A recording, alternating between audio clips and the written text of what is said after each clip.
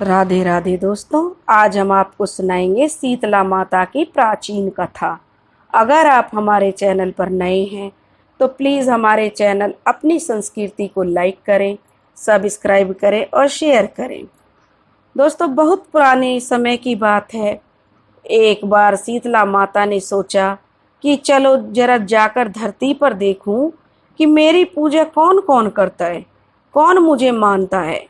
यही सोचकर शीतला माता धरती पर राजस्थान के डुंगरी गांव में आई और देखा कि इस गांव में तो मेरा मंदिर भी नहीं है, ना ही मेरी कोई पूजा करता है। माता शीतला गांव की गलियों में घूम रही थी।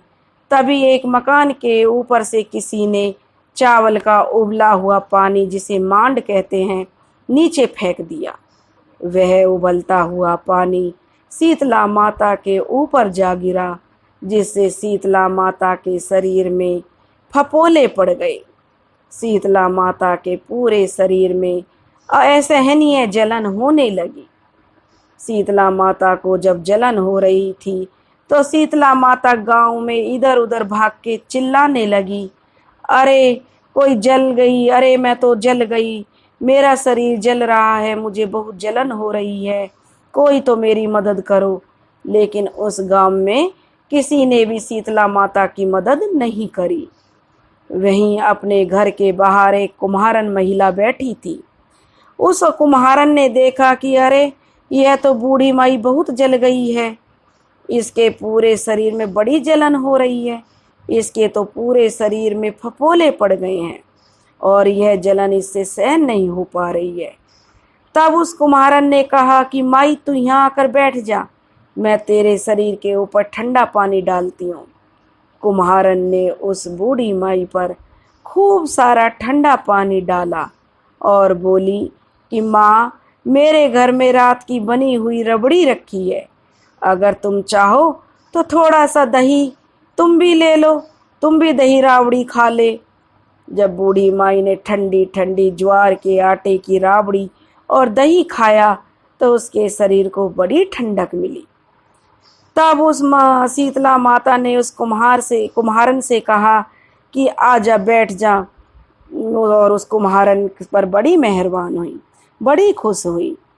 जब उस शीतला माता को ठंडक मिली तो कुम्हारन कहने लगी, माता आ जाओ, बैठ जाओ, मैं तुम्हारे सिर के बाल बिखरे हुए हैं, लाऊं मैं तुम्हारी चोटी गूंथ देती हूँ। और कुम्हारन शीतला माता की चोटी गूंथने के लिए कंघी बालों में करने लगी। अचानक ही कुम्हारन की नज़र उस बुढ़िया माई के सिर के पीछे पड़ी तो कुम्हारन ने देखा कि एक आंख बालों के अंदर छिपी हुई है। यह देखकर कुम्हारन डर के मारे घबरा कर भागने लगी कि उस बूढ़ी माई के सिर में तो तीसरी आंख है, यह तो जरूर कोई अलग ही चीज है। वह कुम्हारन इतनी डर गई, बहुत ज्यादा। तभी उस बूढ़ी माई ने कहा, रुक जा बेटी, तू डरे मत, मैं कोई भूत प्रेतनी नहीं हूँ, मैं तो शीतला देवी हूँ। मैं तो इस धरती पर देखने आई थी कि मुझे कौन मानता है, कौन मेरी पूजा करता है। इतना कहकर माता ने 4 भुजा वाली हीरे जवाहरात के आभूषण पहरे, सिर पर स्वर्ण मुकुट धारण किए अपने असली रूप में प्रकट हो गई। माता के दर्शन कर कुम्हारन सोचने लगी कि अब मैं गरीब इस माता को कहाँ बिठाऊं। तब माता बोली, बेटी तू किस सोच में पड़ गई है। तब उस कुम्हारन ने हाथ जोड़कर आंखों में बहते आंसुओं से कहा कि माँ, मेरे घर में तो चारों तरफ दरिद्रता बिखरी हुई है, मैं आपको कहाँ बिठाऊं, मेरे घर में तो ना चौकी है ना बैठने का आसन है। तब शीतला माता प्रसन्न होकर उस कुम्हारन के घर के आगे खड़े हुए गधे पर बैठ गई। गधे पर बैठकर एक हाथ में झाड़ू और दूसरे हाथ में डलिया लेकर उस कुम्हारन के घर की दरिद्रता को झाड़कर डलिया में भरकर फेंक दिया। उस कुम्हारन ने कहा कि उस कुम्हारन से माता रानी ने कहा, बेटी मैं तेरी सच्ची भक्ति और लगन से प्रसन्न हूँ, तुझे जो भी चाहिए वह मुझसे वरदान मांग ले।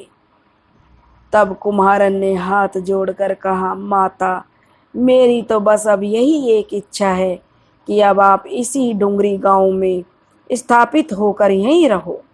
जिस प्रकार आपने मेरे घर की दरिद्रता और को झाड़ू से साफ कर दूर कर दिया, ऐसे ही आपको जो भी होली के बाद की सप्तमी को भक्ति भाव से पूजा कर आपको ठंडा जल, दही व बासी ठंडा भोजन चढ़ाए, उसके घर की दरिद्रता को साफ कर देना।